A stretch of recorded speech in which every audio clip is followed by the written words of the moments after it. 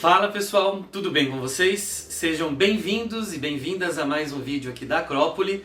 Eu sou o Luigi e no vídeo de hoje eu vou falar sobre um livro que está fazendo bastante sucesso atualmente por causa da sua adaptação para um filme na Netflix, que é esse livro aqui, O Pálido Olho Azul, do Louis Bayard, que saiu pela editora Planeta já agora numa nova edição com uma capa que remete ao filme. E tá fazendo muito sucesso porque é um filme de mistério, de assassinatos, etc. De descobrir essa questão meio policial, descobrir quem é o assassino, qual a motivação. E traz uma coisa muito interessante para fãs de literatura. Um dos personagens aqui é o escritor Edgar Allan Poe. Então é um livro cercado de mistérios que remetem à figura desse escritor tão famoso. Pessoal, tem um barulho de fundo porque resolveram fazer um trabalho aqui perto da minha casa. Tem um barulho aqui de construção, de serra, etc. Vou tentar diminuir esse barulho para vocês aí na edição final, mas não sei se eu vou conseguir. Espero que consiga pelo menos diminuir um pouco, mas é que é o único horário que eu tenho para gravar os vídeos, então vai assim mesmo. E vocês perceberam que eu estou num cenário novo? Estou com estantes novas aqui atrás. Gente, comprei estantes novas, montei, coloquei, organizei melhor os livros para ter mais espaço e mais conforto. Mas, sem mais delongas, vamos falar de O Pálido Olho Azul. A história gira em torno do detetive aposentado Augustus Landor. Ele é aposentado da polícia de Nova York e vai morar no campo, numa casa tranquila. Ele é um homem que é viúvo e a sua filha foi embora e o abandonou também. E ele é uma pessoa que está ali sozinha e de repente, quando ele acha que a vida dele já ficou por isso mesmo, ele é chamado por uma academia militar que se encontra a alguns quilômetros dali para que ele ajude numa investigação. Essa investigação tem a ver com um dos soldados, um dos cadetes, que acabou morrendo, supostamente se suicidando. Mas há alguns indícios de que ele poderia ter sido assassinado. Então o Augustus Landor vai conduzir essa investigação para tentar entender o que aconteceu com esse jovem, por que ele se matou ou quem poderia tentar matá-lo e por quê. Até porque aparece uma coisa meio macabra. De repente, lá analisando o corpo desse rapaz, descobrem que o coração dele foi retirado. Então, alguém tem que conhecer muito bem de anatomia para tirar o coração perfeitamente. E para quê? A grande questão é para quê? É alguma coisa macabra, alguma magia negra, alguma coisa do tipo? Essas questões vão sendo trabalhadas ao longo da trama. E tem certos problemas ali, porque o próprio Landor ele não gosta muito do ambiente militar, apesar dele ter sido policial.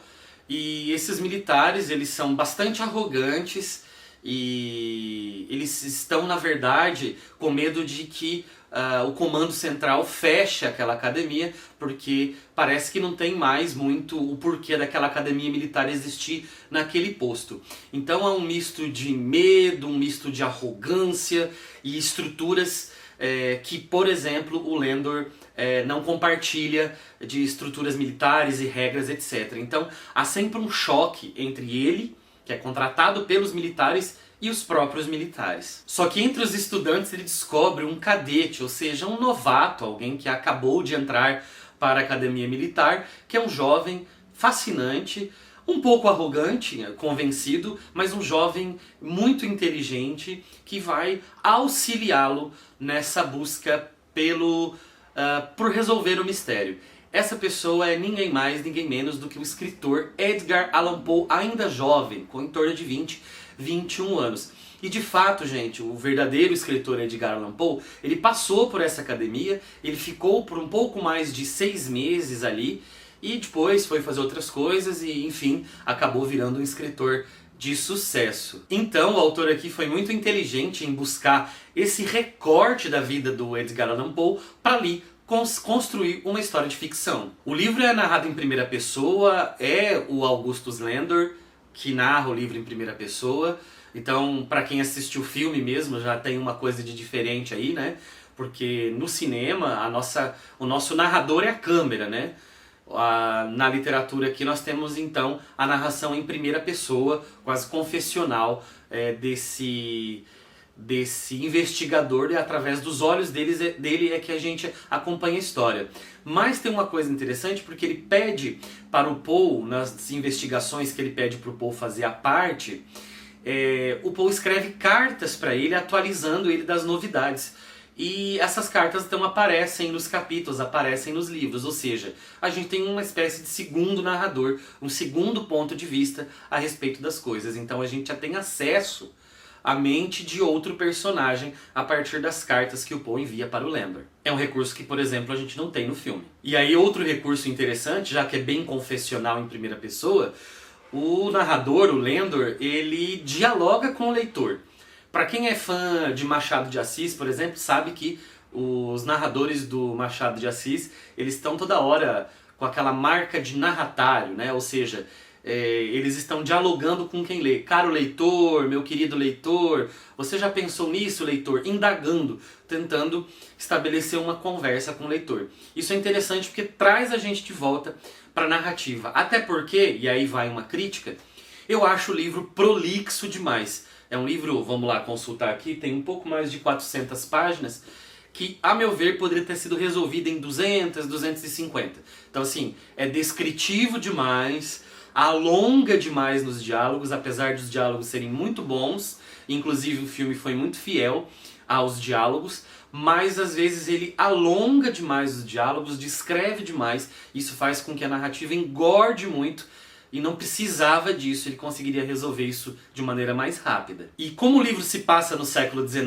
é uma tentativa aqui do autor de meio que simular o estilo de escrita do século XIX. Eu acho que até certo ponto ele consegue sim emular, e é interessante porque dá um pouco mais de verossimilhança para a narrativa.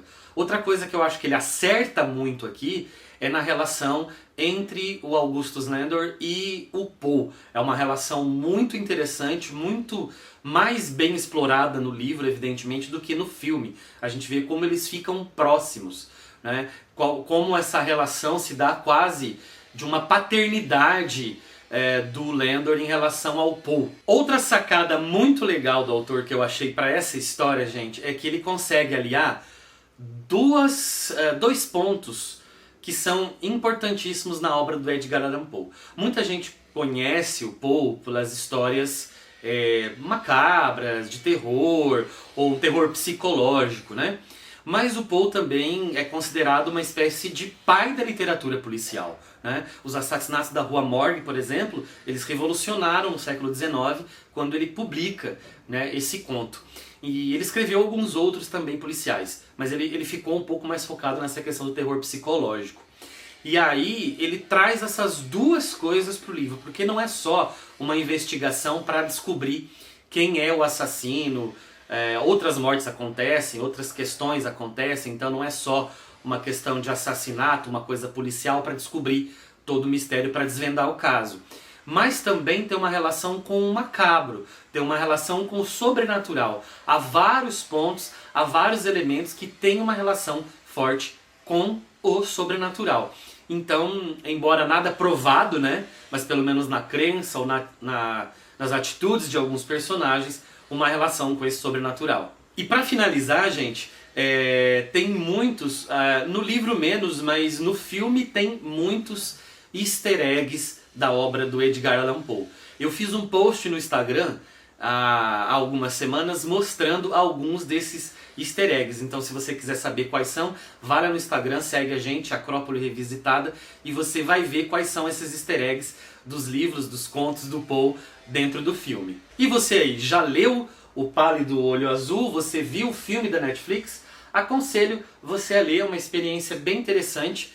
Apesar de eu achar, como eu disse para vocês, o livro bastante prolixo, então é um livro grande e às vezes você se sente um pouco entediado, porque parece que a narrativa não sai do lugar. Chegando no final do vídeo, quero agradecer você que chegou até aqui, peço para que você se inscreva no canal caso ainda não seja inscrito, para que você ative as notificações, para que você comente aqui se você gosta desse tipo de história e qual tipo de conteúdo você gostaria de ver no canal. Aqui na descrição do vídeo a gente também tem o link para você ir lá para o nosso Instagram, o link do nosso grupo de WhatsApp para o nosso clube de leitura que se reúne uma vez por mês para discutir um livro. E a gente faz isso de maneira remota, de maneira online, ou seja, em qualquer lugar que você esteja desse planeta, você consegue participar, caso você queira, do nosso clube de leitura. E é isso, pessoal, fico por aqui. Nos vemos num outro vídeo.